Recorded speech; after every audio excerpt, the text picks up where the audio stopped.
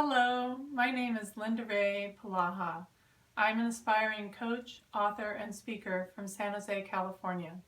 I'd like to talk to you today about how nervousness and stage fright can actually be your friend. I read in Wikipedia recently that 75% of people have fear when they get up and speak publicly. I would venture to say that performers have an even higher rate of having some sort of fear or stage fright. And I'm nervous right now. I mean, my heart is pounding. It feels like it's going to come out of my chest. My face is starting to curl up with some sweat. But I'm channeling that energy into what I'm saying in hopes that I can then convey in a very authentic way what I'm saying to you, my listener. And that's what I would like to share with you today, is that you can actually take all of these emotions, whether they be frustration, fear, anxiety, even joy and happiness and exhilaration, you can take those and channel them into what you're saying, what you're singing, and you can communicate in such a way that the audience, the listener, will actually feel what you are trying to convey, and you can connect very deeply and authentically with them.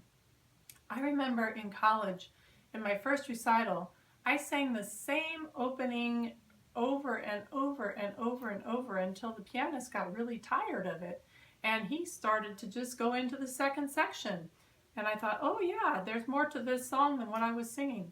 And then another time, I was singing in French and was so worried that I would forget the words that I started with the second verse. Only the pianist was playing the first part of the song, and magically there were just the right amount of words to go with the notes. And then when the second part of the song was being played, I thought, well, if there were the same amount of notes for this part, there's the same amount of notes for that part. Most people don't really understand French in this audience, so I went ahead and sang the first part so that I would be able to sing the whole song, even though it wasn't in the right order. And I learned later that an orchestra does not jump with you.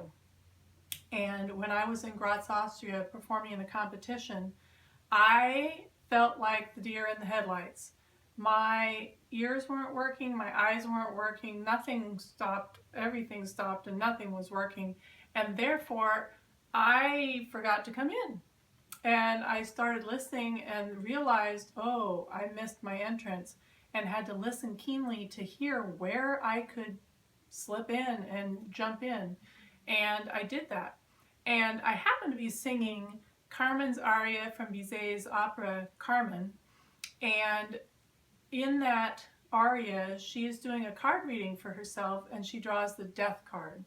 So all the emotions that I was feeling in the moment, knowing that I could not win this competition having missed my entrance, and the frustration and the fear and the anxiety, the nervousness, the discouragement, everything that I was feeling, even the exhilaration of being here in Graz, Austria and singing in front of this audience in this beautiful location, I used all of those emotions and channeled them in to what Carmen must be feeling having drawn that card, and what that meant for her going forward, and really believing that death was right in front of her, and was able to actually convey that in such a way that people told me afterwards that they were very moved by my performance.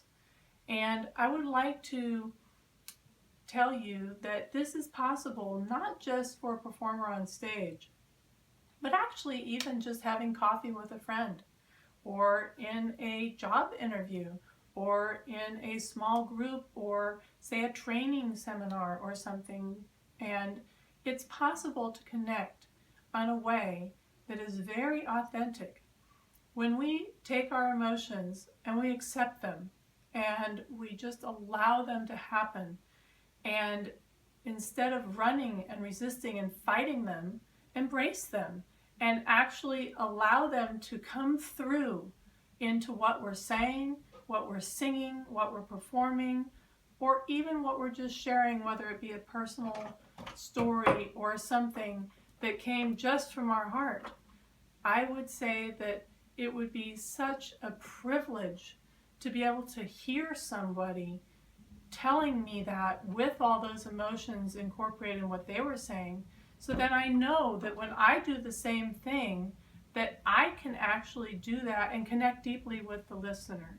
So I invite you, the next time that you are in a situation where you're feeling all of that nervous energy and your heart starts to pound and your face starts to sweat, maybe your legs are shaking even, that you can actually channel that energy, focus it, and put it into the words that you're saying in such a way that you can deeply and authentically communicate with your listener.